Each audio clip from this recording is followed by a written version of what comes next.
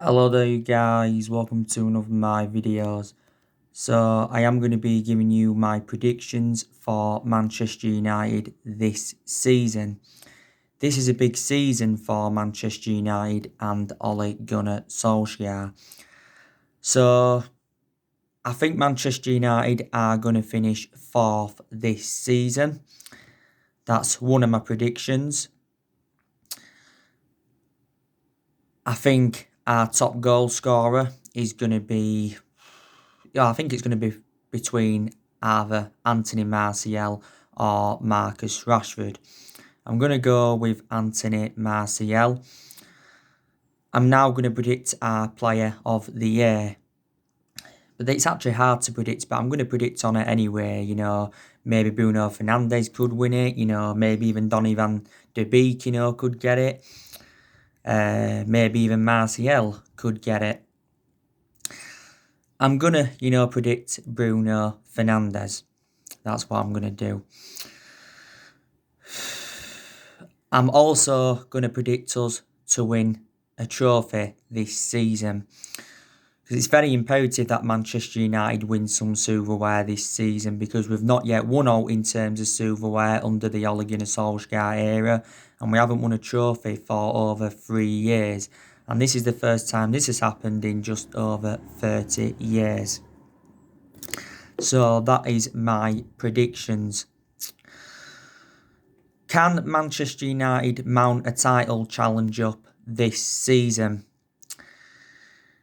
Now, we have got a good squad. Obviously, we've got Anthony Martial. He's really improved under the Ole Gunnar Solskjaer era. Last season, he was exceptional. I think Martial's had 2 good seasons out of the 5 seasons he's been with us. He was good last season, like I mentioned, and he was also very good in his debut season under the Louis van Gaal era. We paid £36 million for Anthony Martial from Monaco back in 2015. We know now he plays in that number 9 because he looks very effective in that central position, even though that isn't his predominant position, but he will remain in that position. I've got to say Marcus Rashford has really improved, and hopefully he continues his good vein of form this season. Rashford's just recently recovered from an ankle injury. He missed both of England's games because of this. Rashford also had a back injury for us last season, and he was out for a few months. We know now that Rashford does play on that left-hand side. Rashford's been part of the club for several years. I think he's been with us now around 15 years. He is 22 and he joined the club at the age of 7, and he's been in our senior squad since 2016. Mason Greenwood, very good player. Last season was his first full season in the senior squad. We've had a few issues with Mason Greenwood recently, like I mentioned. I heard that he was inhaling laughing gas. He also got withdrawn from the England squad by Gareth Southgate, so too did Phil Foden, for bringing girls back to the team hotel. Solskjaer mentioned in his press conference yesterday ahead of this game today against Crystal Palace that he is infuriated with the FA and Gareth Southgate for the handling of Mason Greenwood. He said Mason Greenwood should have been rested. Mason Greenwood is our new number 11. He's going to become the 4th Manchester United player to wear the number 11 shirt. Brandon Williams, also been very impressed with him. Last season was his first season in the senior squad. Made his senior debut against Rochdale in the EFL Cup and made his first start against Brighton. Not so long ago, Brandon Williams signed a 4-year contract with Man United, and we did give him the number 33 shirt. Going to become the first Man United player to wear the number 33 since Paddy McNair. Brandon Williams is our backup left back, but for him, to become our first choice left back, he's obviously got to gain more experience as Brandon Williams. I've also got to say as well, I've been Very, very impressed with Bruno Fernandes since his arrival from Sporting Lisbon in January. Bruno Fernandes has 13 goals in all competitions since his arrival, and he's already won Premier League Player of the Month 3 times, reflects on his good run of performances. We got Bruno Fernandes in a deal worth £55 million from Sporting Lisbon, but he has definitely made the difference in the team. Also too, Paul Pogba, I was very, very impressed with him towards the end of last season. I really, really was. I thought his combination with Bruno Fernandes was exceptional, but for the vast majority of last season, didn't really have a perception on Pogba because he was out with that ankle injury. Pogba has sustained a few injuries though as a Manchester United player. This season is going to be Paul Pogba's 5th season at the club since he rejoined from Juventus back in 2016. We obviously paid 89 million for Pogba, so as it stands at the moment, he is our most expensive signing. Paul Pogba's just recently recovered from coronavirus. That's very good from a Manchester United perspective. It's also very good for Paul Pogba and his family. Solskjaer said that Paul Pogba was a doubt for the Crystal Palace game, was it earlier on this week, but obviously confirmed in his press conference he is now available, so that's very, very good news. I think what we've got to do is we've got to get Pogba a new long-term contract to end the uncertainty over his future, because he has had a long-running transfer saga. As it stands at the moment, Pogba's just got under a year left on his Man United contract, but the club do have an option to extend it for a further year. Pogba's agent Mini Raiola a few weeks ago said that Paul Pogba will stay this summer and he will hold talks over a new contract. And Fabrizio Romano also said that Pogba wants to stay and he is happy. I've also been very, very impressed with Fred McTominay and Nemanja Matic. Obviously, Fred's been at the club now a few years.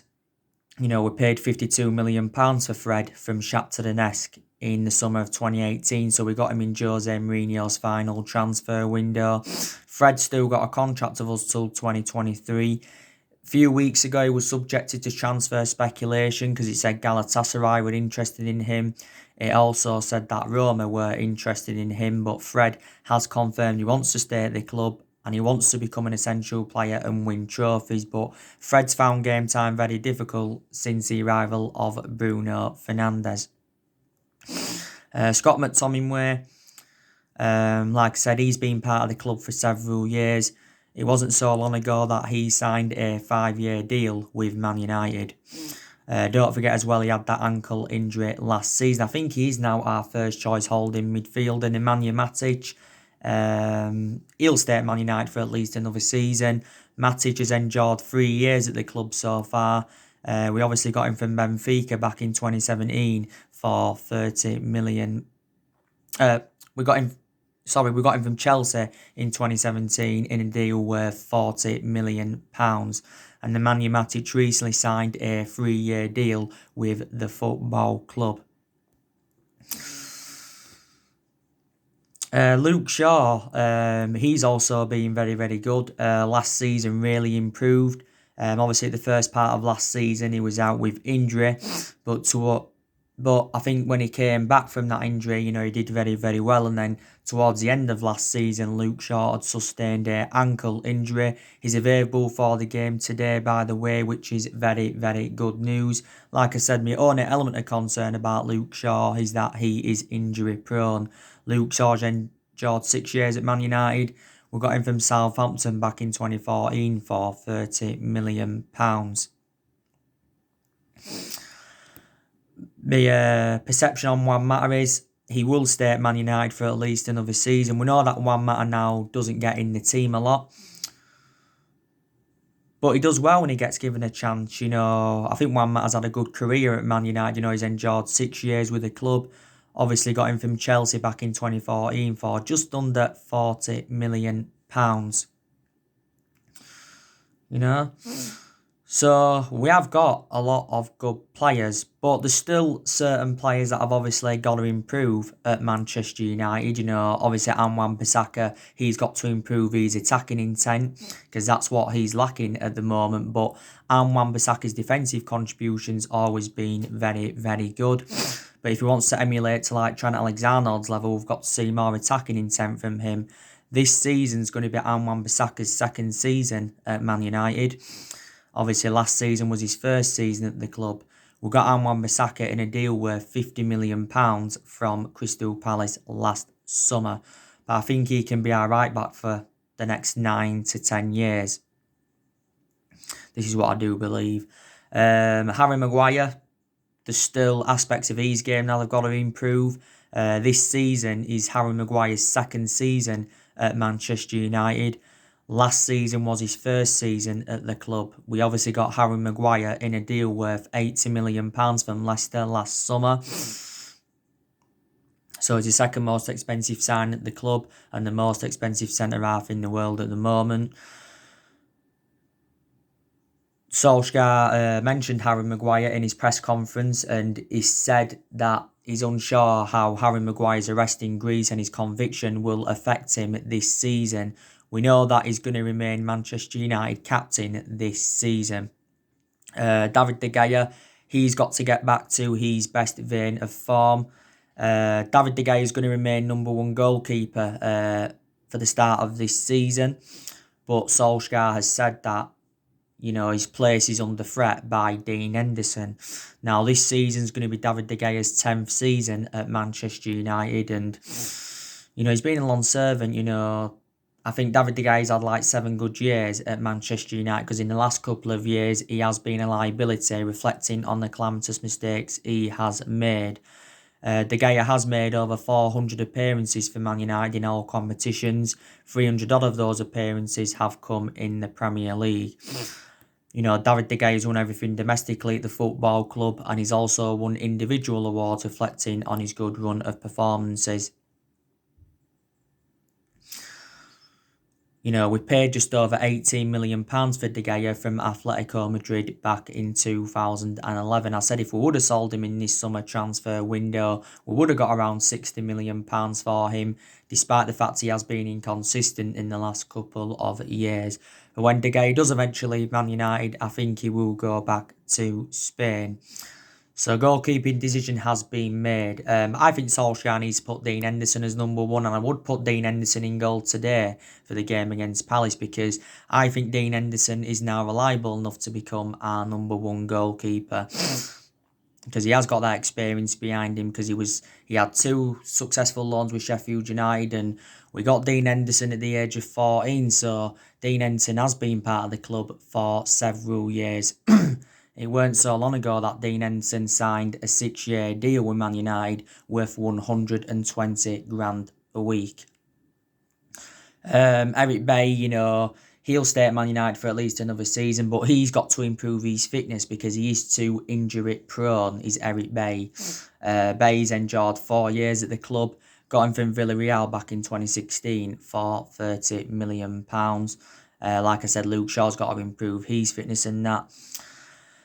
So there is still certain players that I've got to improve at Manchester United, and I think there's still some aspects of our game that I've got to improve. Solskjaer's got to improve his decision making as well, because in a lot of games last season he was very tactically. Well, in a lot of games, yeah, he was very tactically naive, but there was some games where he showed tactical flexibility in that. You know, but I think for us to mount a title challenge up, you know, we've got to make a couple of more signings at least before this summer transfer window shuts. Now, so far, we have only made 1 signing in this summer transfer window, and that was Donny van der Beek. We got him in a deal worth £40 million. We paid just over 34 million up front, and there was like 4.4 million in add-ons. And Donny van der Beek signed a 5-year contract with Manchester United. That obviously keeps him at the club until 2025, and there's also an option of a further year. We know he's our number 34, and should be making his Premier League debut today against Crystal Palace, because right at the beginning of the press conference building up to today's game, Solskjaer was asked, how likely is it that Donny van de Beek will play and how's he settled in general, and he believes he's settled in really, really well. Solskjaer said he's got good personality and he did very, very well in the pre-season defeat to Aston Villa. Solskjaer believes that we can play Donny van de Beek, Paul Pogba and Bruno Fernandes in our midfield, even though they are all attacking midfielders. But I heard we could actually play Paul Pogba out of position to get Donny van de Beek in there. But he is a good signing, like Solskjaer was saying. But, Solskjaer said he wants to make 3 more signings after Donny van de Beek. And Solskjaer said during the press conference, we are still looking to make reinforcements. We're looking to obviously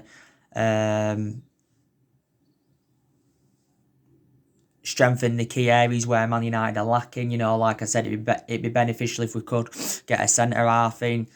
Despite the fact that we've got 7 centre-halves in the team, we're obviously looking to get a left-back in. We're obviously as well looking to get a right winger in. But Solskjaer recently revealed that he has been frustrated with the board. Main explanation is over the lack of transfer business in this summer transfer window. But we've been critical of the board anyway for several years, reflecting on how poor our recruitment policy's been. We've overpaid for players in recent years. We've made a lot of mistakes in the last 7 years, and that's one of the main explanations why we've been so inconsistent. And the managers that we've had since Ferguson retired have not been backed enough. And I don't think Solskjaer's getting backed enough at the moment, but I think he deserves more backing, because I think he is progressing as Manchester United manager, and he's publicly admitted that Manchester United have got to spend money in this summer transfer window if we are to compete with the likes of City, Liverpool and perhaps now Chelsea. But, Woodward has been at the football club since 2012, so he's been with us around 8 years, and the Glazers have been at the football club since 2005, so they've been with us around 15 years. And Woodward has said quite a few times that, he's determined to back Solskjaer. The Glazers said that they're also determined to back Solskjaer. But I'm very, very infuriated because we are missing out on a lot of our targets. We obviously missed out on Erling Haaland in January. It's a shame because he would have been an Ole Gunnar Solskjaer type signing. Solskjaer knows the player really, really well. Don't forget, Solskjaer was the one that gave him his debut at Molde when he was the age of 16. We missed out on Jude Bellingham. Missed out on Thiago now because he's gone to Liverpool. We also missed out on Sergio Reguilon when it was looking very, very likely that we was going to get him on the board. We've obviously missed out on Gareth Bale. We're obviously still trying to get Sancho on the board. So I am very, very frustrated. But my element of concern as well, there's teams around us that are doing very, very good recruitment. Chelsea, by far, they've done the best business so far. Obviously, they've brought the likes of Hakim Ziyech in, they've brought Timo Werner in, they've also brought Ben Chilwell in, Kai Havertz, Milan Sarr, Thiago Silva, Mendy. I think Chelsea try to get Declan Rice. They're obviously trying to get a goalkeeper to replace Kepa Arrizabalaga, so that is Chelsea's priority. City, they've obviously brought Nathan Ake and Ferran Torres in. Liverpool, they're starting to do really good business now. They've brought Thiago and Tsitsipas in. I heard as well that they've got Jota in, or they're on the verge of getting Diego Jota from Wolves, because Liverpool obviously want to continue their dominance up. You've obviously got Tottenham. They've even made some good signings of Tottenham. They've obviously brought Joe Hart in, they've brought Holberg in, they've brought Reguilon in, they've brought Bale back, they've brought Doherty in, and they've brought Kyle Walker-Peters in. Arsenal, they've obviously brought Gabriel Magalhaes in and Willian. Even Leeds United, they have made some good signings. So like I said, this is another one of my element of concerns.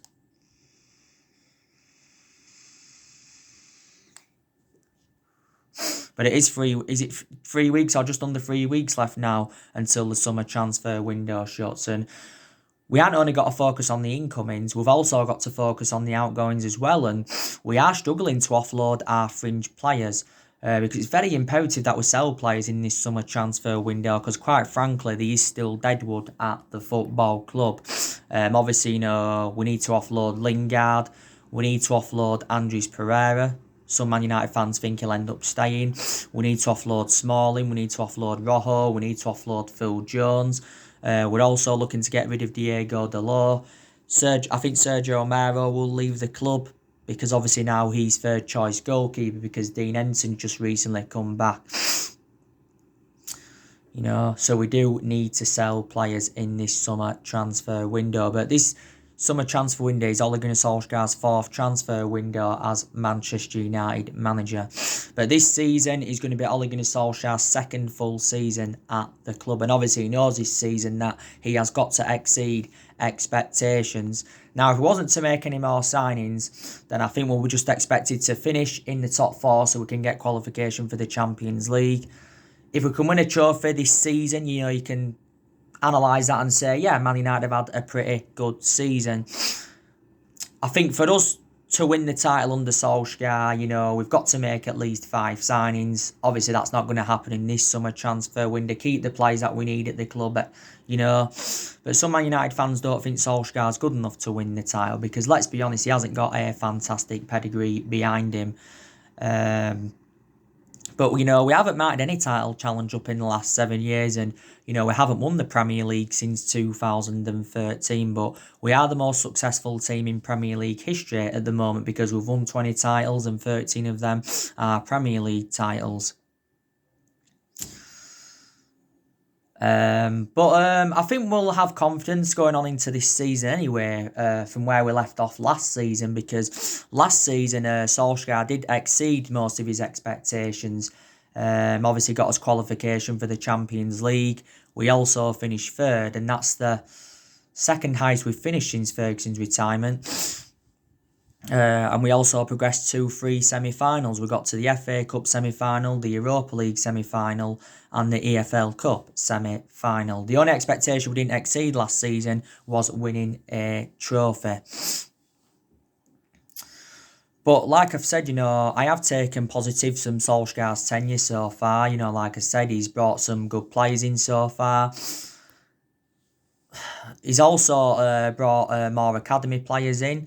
So it's good that more young players are coming in at Man United. There's a lot of good young players that are coming through at Manchester United. But since Ole Gunnar Solskjaer took over the reins at Man United back in December 2018, he's had a habit of, developing young homegrown talents. And he recently set a challenge for our academy players to replicate the likes of Greenwood and Brandon Williams and others.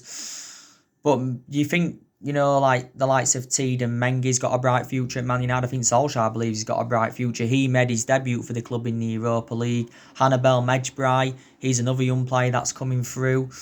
If I've pronounced his name correctly, do you think he's got a bright future? Do you think James Garner's got a bright future at the football club?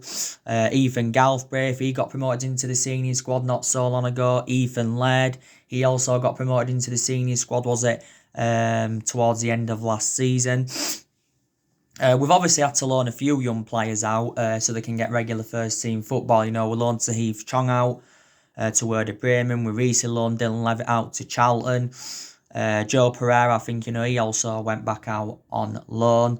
I've also got to credit Solskjaer because he has got rid of a lot of the deadwood since he got recommended into Man United. We've got rid of the likes of Young, Valencia, Darmian, Herrera, Fellaini, Sanchez, Lukaku, Angel Gomez.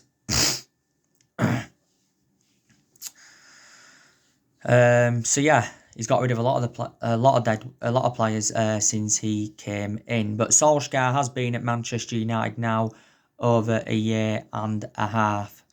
But this season, you'll be able to tell if he's the right manager for Man United. I'll have more of a perception on him this season, but I always said we need to give him another season because it is a transition period, and it has been a transition period for a while. The first part of last season, don't forget, we really, really struggled. And I hope we don't see a repeat of that at the first part of this season. Because at the first part of last season, we enjoyed our worst start ever to a Premier League season. And at that point, Solskjaer was under serious pressure and he was close to getting sacked from Manchester United. But I was very, very critical of him, so to a lot of Man United fans. And I presume the same thing will happen if we have a bad start to this season. But like I said, Man United haven't really got the structure to keep sacking managers. You know, we've already sacked 3 managers since the Ferguson era, and that was David Moyes, Louis van Gaal and Jose Mourinho on that. So yeah, we have had different managers with different philosophies. In the last 7 years, we have spent close to the £1 billion range on players, and we've recruited over 30 odd players in since the Ferguson era. You know what I mean? I gave you the news, didn't I, on Alex Telles yesterday from Porto. There was positivity coming out regarding him. Mohamed Bouafsi from RMC Sport, who I actually forgot to mention, he has confirmed that Alex Telles has agreed a 5-year contract with Manchester United. He mentioned that PSG are still considering making a move for the player. I don't think a fee has yet come to an agreement. Alex Telles is available for around £18 million. His agent was in Manchester not so long ago to thrash out a deal for his client to join Man United. But his agent even mentioned that a deal is close. We're looking at Telles now because obviously we've missed out on Sergio Reguilon. I think his current contract with Porto expires in like 10 months' time. So from a Porto perspective, they want to cash in for him rather than letting go on the free next year. I think Telles has said that he wants around 88,000 a week to sign a new contract with Porto. I think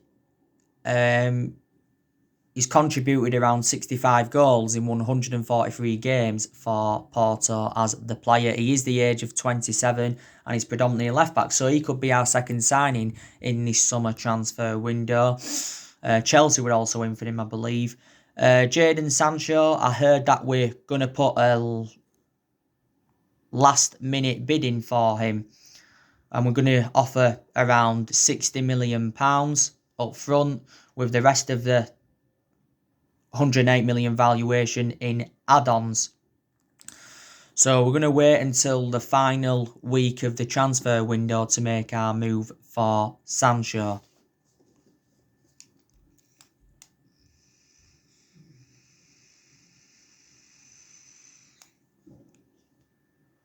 So Sancho to Manchester United is still a possibility. Grealish, obviously we're not going to get him now because he recently signed a 5-year contract with Aston Villa, but we was in for him for quite some time. But yeah, really looking forward to the game today. It's very imperative that Man United get off to a winning start against Crystal Palace. But yeah. So anyway guys, that's everything to update you today. Drop your comments, likes below on the channel. If you do, consider subscribe as always, and take care. God bless. See you all again very, very soon.